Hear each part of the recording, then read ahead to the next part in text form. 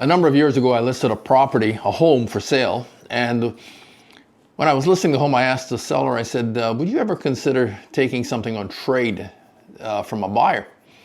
And the reason I asked that question is because, oftentimes it's tough for buyers to come up with the deposit. And so he agreed. He said, yeah, if I like it and I want it and the price is, we agree on the price, we can do it.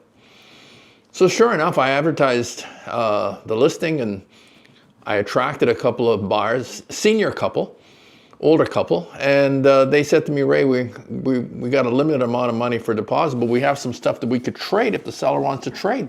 Because I mentioned that in my advertising. Well, turns out they had a pickup, they had a truck, they had a camper, they had a boat, they had a skidoo and a four-wheeler. So we got all the prices figured out, and I went to my seller and I said, look, here's what they have and here's what they're thinking it's worth. What do you think?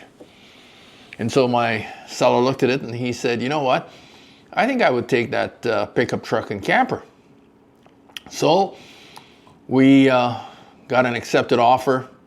There was financing that had to be approved. We got all that done. And everything looked like this is going to be a great opportunity and a great win. So the time came to sign the papers. Subjects are off. The deal's firm.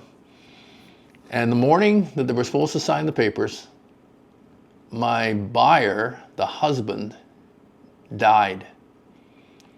So his wife phones me up, tells me the whole situation, and then she says, Ray, we're still going to go ahead with the deal. And I said, that's great. I said, we're still going to be able to close on time? She says, yeah, because my son is the executor, and so he's able to sign to close the deal.